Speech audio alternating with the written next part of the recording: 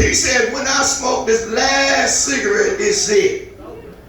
The Lord said, there it is. You bought them. You got the money. You can buy them when you want to. But he said, I'm proving to myself that I mean what I'm saying to you. Well, he said when he smoked that last one, that was it. He said immediately because he meant business, mama, the Lord took the taste away. Have you bought another one since? Y'all better hear it talk.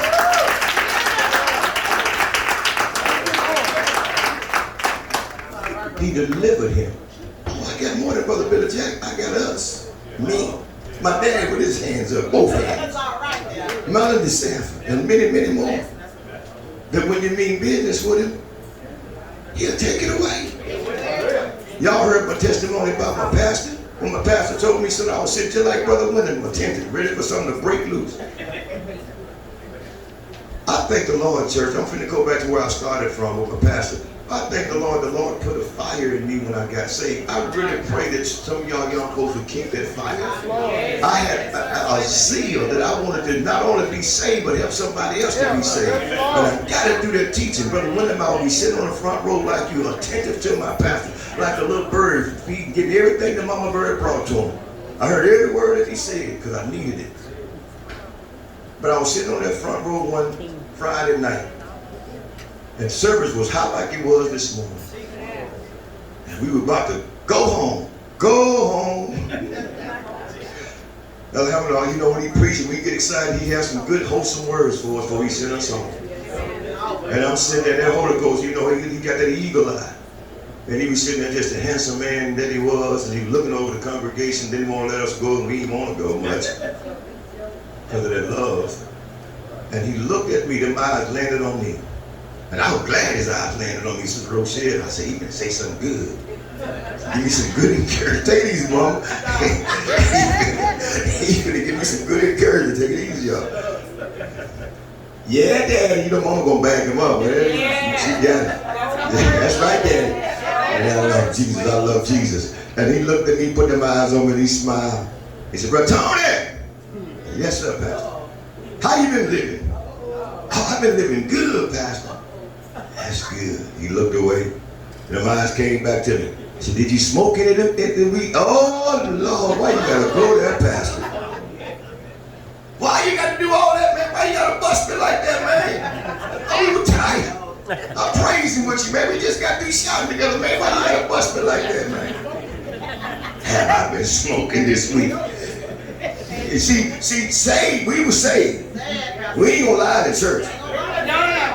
We ain't gonna lie, and certainly ain't gonna lie to our pastor. We were saved, Reverend. And I looked at him with all that hurt. I said, yes, sir, Pastor.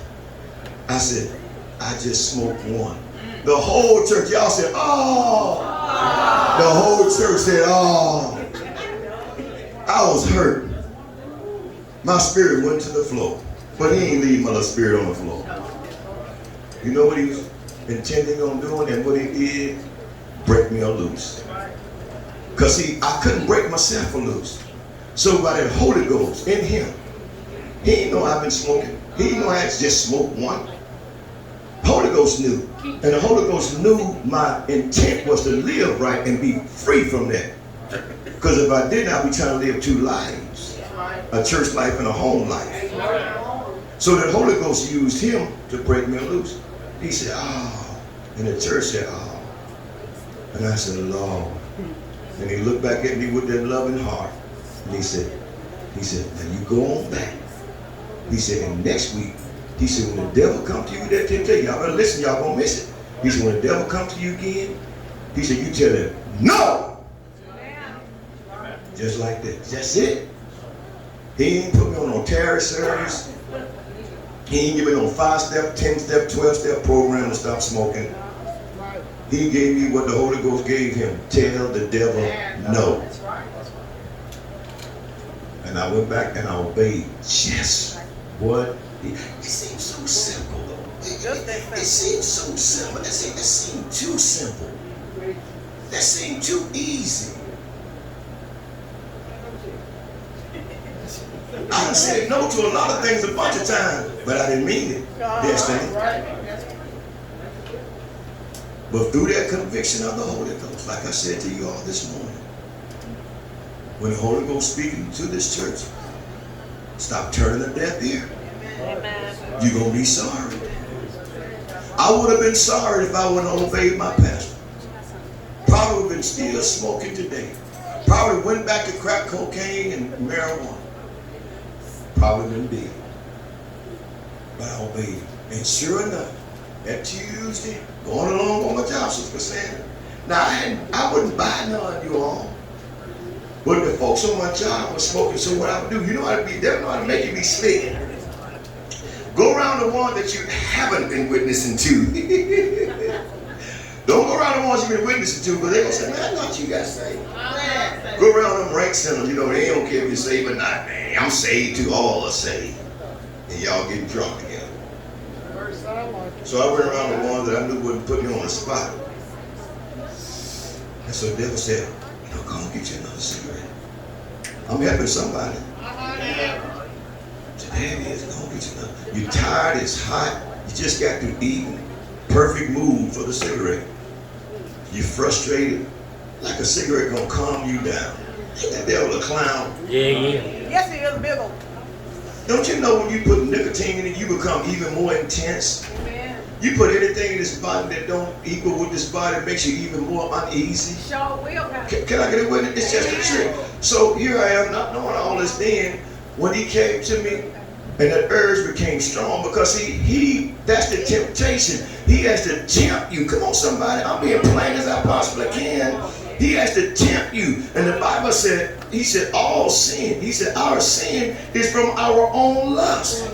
It was something that I was already doing, that the doing in me was calling for. The thing in me was calling for the thing that I was doing. So I had to be the one to break it. So when it called for that cigarette, my pastor's voice came back to my mind.